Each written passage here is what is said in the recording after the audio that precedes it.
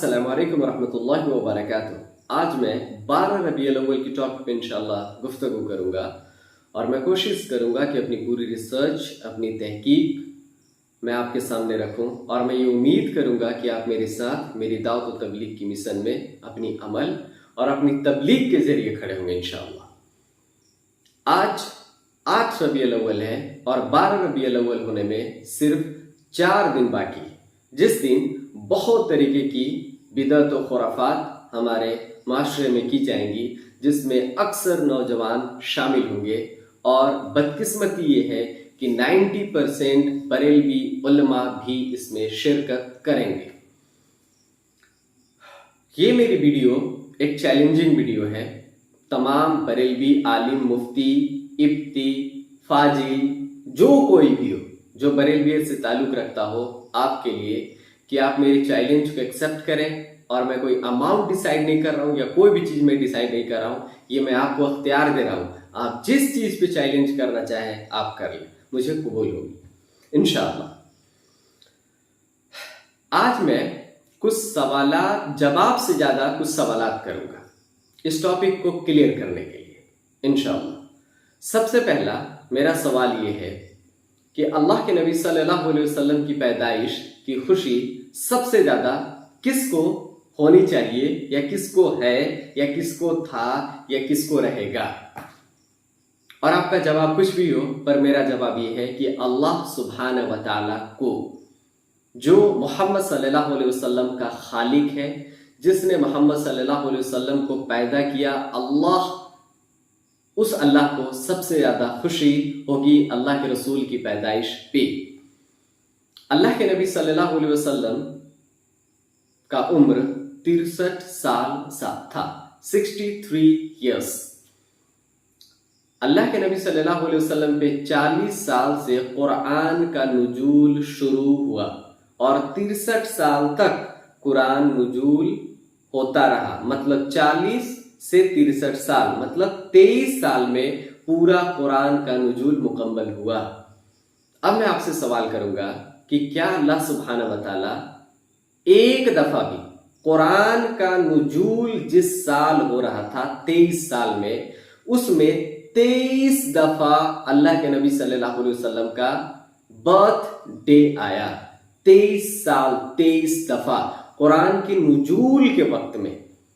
अब मैं आपसे सवाल करूंगा कि क्या अल्लाह सुब्हानहू व तआला पूरे कुरान में सूरतुल फातिहा से लेके सूरतुल नास तक एक दफा भी कहीं हैप्पी बर्थडे नबी सल्लल्लाहु अलैहि वसल्लम, आपको यौम पैदाइश मुबारक हो, या किसी इस तरीके की किसी अल्फाज से क्या अल्लाह सुब्हानहू व तआला ने अल्लाह के रसूल को दिया या नुजूल किया? ऐसी कोई आयत क्या सूरह फातिहा से लेके सूरह नास तक एक भी कोई आयत है जो अल्लाह सुब्हानहू व तआला ने अल्लाह के नबी मोहम्मद सल्लल्लाहु अलैहि वसल्लम को कुरान हकीम के अंदर पैदाइश का मुबारकबाद दे रहा हो? तो आपका जवाब होगा नहीं। अब मैं आपसे सवाल करूंगा कि अगर आपका ये अंदाज है अल्लाह के नबी सल्लल्लाहु अलैहि वसल्लम की पैदाइश का खुशी मनाने का, तो क्या अल्लाह खुश नहीं था? क्या अल्लाह खुश नहीं है?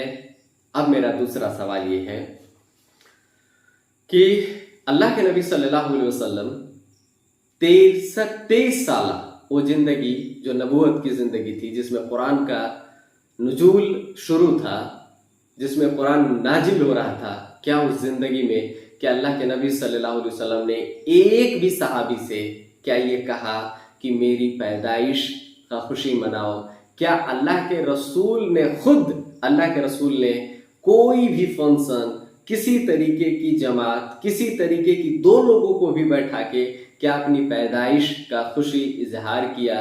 क्या अपनी पैदाइश के लिए कोई इवेंट ऑर्गेनाइज किया? क्या कोई जुलूस निकाला? क्या कोई जलसा निकाला? क्या अल्लाह के नबी ने कहीं भी क्या ऐसा किया?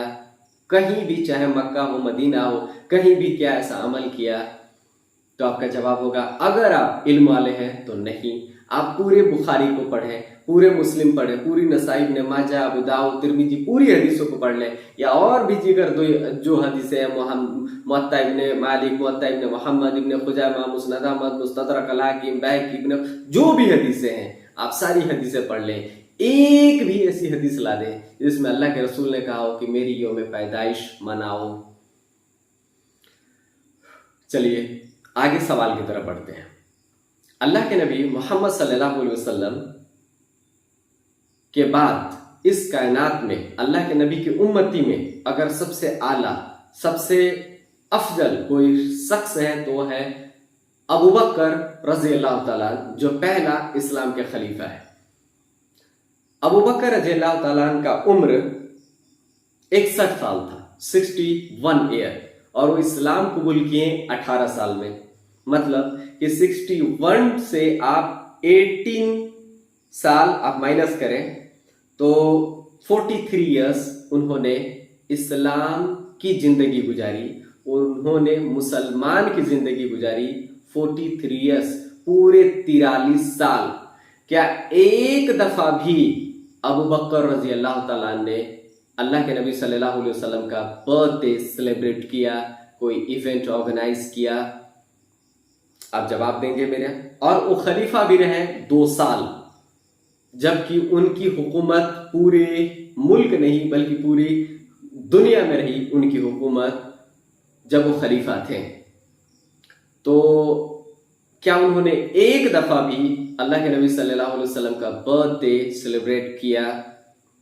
हजरत उमर बिन खत्ताब रजी अल्लाह ताला अन्हु, जो इस्लाम के दूसरे खलीफा हैं, उनकी भी उम्र 61 ईयर थी और वो इस्लाम कबूल किए लगभग 30 से 32 साल की उम्र में, और वो मुसलमान की जिंदगी गुजारे, इस्लाम में शामिल होकर जिंदगी गुजारे 40 साल। क्या उमर बिन खत्ताब रजी अल्लाह ताला अन्हु एक दफा भी अल्लाह के नबी सल्लल्लाहु अलैहि वसल्लम का बर्थडे सेलिब्रेट किया?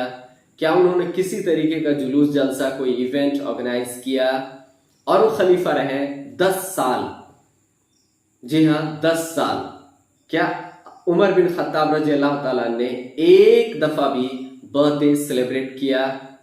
आप कहीं से कोई दलील लाए। उस्मान बिन अफ्फान रजी अल्लाह ताला इस्लाम कबूल करने के बाद उनकी मुसलमान की जिंदगी, हालत इस्लाम में उनकी जिंदगी गुजरी 47 ईयर्स, 47 साल, और वो खलीफा रहे 12 साल। क्या उन्होंने एक दफा भी बर्थडे सेलिब्रेट किया अल्लाह के रसूल सल्लल्लाहु अलैहि वसल्लम का? अली बिन अबी तालिब रज़ी अल्लाह ताला अन्हु, जो अल्लाह के नबी सल्लल्लाहु अलैहि वसल्लम के दामाद भी थे, और इन सब का रिश्ता, पिछले जो खलीफा हैं उन सब का भी रिश्ता अल्लाह के नबी सल्लल्लाहु अलैहि वसल्लम से जुड़ा हुआ है। क्या अली बिन अबी तालिब रज़ी अल्लाह ताला अन्हु 51 साल जिंदगी गुजारे हालत इस्लाम में, और खलीफा रहे 5 साल तक? क्या अली रज़ी अल्लाह ताला ने 51 साल की जिंदगी में एक दफा भी कभी अल्लाह के नबी सल्लल्लाहु अलैहि वसल्लम का बर्थडे सेलिब्रेट किया? आप तहकीक करें। हसन रज़ी अल्लाह ताला अन्हु, जो कि उनके बाद 6 महीने के लिए खलीफा रहे, क्या हसन रज़ी अल्लाह ताला अन्हु, जो कि इस्लाम की जिंदगी गुजारे 46 ईयर, 46 साल, क्या 46 साल में हसन रज़ी अल्लाह ताला अन्हु एक बार भी ईद मिलादुल नबी मनाया? क्या उन्होंने अल्लाह के नबी सल्लल्लाहु अलैहि वसल्लम के बर्थडे पे कोई फंक्शन, कोई इवेंट्स ऑर्गेनाइज किया? उसके बाद जो इस्लाम के बादशाह रहे, जो खलीफा कह लिया, बादशाह कहे, मुआविया बिन सुफियान रज़ी अल्लाह ताला अन्हु, जिनकी 80 साल का उम्र था, जो इस्लाम में जिंदगी गुजारे वो 80 साल हालत इस्लाम में, और वो खलीफा रहे 20 साल तक। क्या उन्होंने एक दफा भी ईद मिलादुल नबी मनाया? अगर किसी के पास कोई दलील है तो मेरे पास आप लाए। ये चैलेंजिंग सारी मेरी सवाल है। अब आइए इमाम अरबा के बारे में हम बातें करते हैं। अबू हनीफा रहमतुल्लाह की जिंदगी 68 ईयर्स की थी, 68 साल की। क्या उसमें, चलिए वो बालिग हुए 8 साल 10 साल ले लिया, क्या उन्होंने 60 सालाना जिंदगी में एक दफा भी कभी ईद मिलादुल नबी मनाया?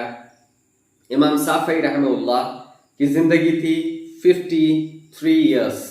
क्या उन्होंने एक साल भी इस 53 साल 50 सालाना जिंदगी में एक दफा भी क्या उन्होंने अल्लाह के नबी सल्लल्लाहु अलैहि वसल्लम की बर्थडे मनाई? मालिक रहमुल्लाह की जिंदगी रही 84 ईयर्स तक, वो 64 साल हालत इस्लाम में उन्होंने गुजारा। आप 10 साल बालिग हटा लें, मतलब 74 ईयर्स, क्या उन्होंने एक दफा भी ईद मिलादुल नबी मनाई? इमाम अहमद बिन हंबल रहमहुल्लाह का उम्र था 75 ईयर्स, क्या उन्होंने एक दफा भी अल्लाह के नबी सल्लल्लाहु अलैहि वसल्लम का बर्थडे मनाया? क्या वो ईद मिलादुल नबी मनाया? आप जाएं और तहकीक करें। अब हम आते हैं आपके पीरों के पीर, आप जिसको बड़े पीर साहब कहते हैं, अब्दुल कादिर जिलानी रहमहुल्लाह, उनकी उम्र रही 88 ईयर्स, 88 साल। क्या 88 साल की जिंदगी में एक दफा भी अब्दुल कादिर जिलानी, आपके पीरों के पीर, क्या उन्होंने एक दफा भी ईद मिलादुल नबी मनाया? ख्वाजा मैनुद्दीन चिश्ती जो आपके यहीं अजमेर के हैं, मैं उनका इज्जत करता हूँ, एहतराम करता हूँ, बट आपके तरह अंधकार में नहीं मानता उनको जिस तरीके से आप मानते हैं। उनकी उम्र रही हालत इस्लाम में 93 ईयर्स। चले आप 10 साल बालिग हटा लें, और क्या उन्होंने एक दफा भी 80 सालाना जिंदगी में, 83 ईयर्स की जिंदगी में एक साल भी अल्लाह के नबी सल्लल्लाहु अलैहि वसल्लम का बर्थडे सेलिब्रेट किया, कोई इवेंट्स ऑर्गेनाइज किया? ये सारे के सारे शख्सियत क्या एक दिन भी, एक जगह भी, एक भी कॉल कोई ला सकता है कि इन्होंने कोई ईद मिलादुल नबी ऑर्गेनाइज किया हो या ईद मिलादुल नबी मनाया? तो जी नहीं, आप कभी नहीं ला सकते हैं। मर के कोई कब्र से निकल जाए लेकिन एक भी दलील नहीं ला सकता। अब मैं इसकी कुछ हकीकत बता रहा हूं कि इसको इजाद किसने किया। सबसे पहले जिस शख्स ने इसको इजाद किया उसका नाम था मालिक मुजफ्फर। वो एक शिया था और 650 हिजरी के अंदर सबसे पहले वो शुरू किया ईद मिलादुल नबी को सेलिब्रेट करना, क्योंकि वो चाहता था कि यौम, वो राफदी था एक, और उसके अंदर कुफर भरा हुआ था, और वो चाहता था कि यौम वफात जो 12 रबीउल अव्वल है, उस दिन इन मुसलमानों के अंदर एक ऐसी जरासीम डाल दी जाए कि अल्लाह के नबी सल्लल्लाहु अलैहि वसल्लम के वफात के दिन ही ये मुसलमान खुशियां मनाएं। और वो सक्सेस रहा कि आज तमाम मुसलमान खुशियां मना रहे हैं यौम वफात के दिन। अब आइए अल्लाह के नबी सल्लल्लाहु अलैहि वसल्लम की एक हदीस देखते हैं और कुरान हकीम की एक आयत। अल्लाह सुब्हानहु व तआला सूरतुल माइदा की आयत नंबर 3 में फरमाता है, अल-यौम अकमलतु लकुम दीनकुम, कि मैंने दीन इस्लाम को आज मुकम्मल कर दिया। मतलब दीन इस्लाम की कोई शरीयत, कोई कानून, कोई रूल, कोई रेगुलेशंस, कोई अमल की तरतीब ऐसी बाकी नहीं रही जब ये कुरान की आयत उतर गई, क्योंकि अल्लाह सुब्हानहु व तआला दीन इस्लाम को उस दिन कंप्लीट कर दिया। अब कोई बाकी चीज नहीं रही। और जो उस आयत के अंदर जो दीन था, यौम अकमलतु लकुम दीनकुम, जो उससे पहले था, वही दीन इस्लाम है। उसके बाद अगर कोई चीज ऐसा दाखिल किया जा रहा है इस्लाम में जो उससे पहले ना था, तो वो है बिदअत, वो है खुराफात, जिसके बारे में अल्लाह के नबी सल्लल्लाहु अलैहि वसल्लम फरमाते हैं कि जिसने हमारे दीन में कोई ऐसा काम किया जो इसमें ना था तो मरदूद है। और ये हदीस बुखारी 2142 और सही मुस्लिम के अंदर 4492 के अंदर मौजूद है।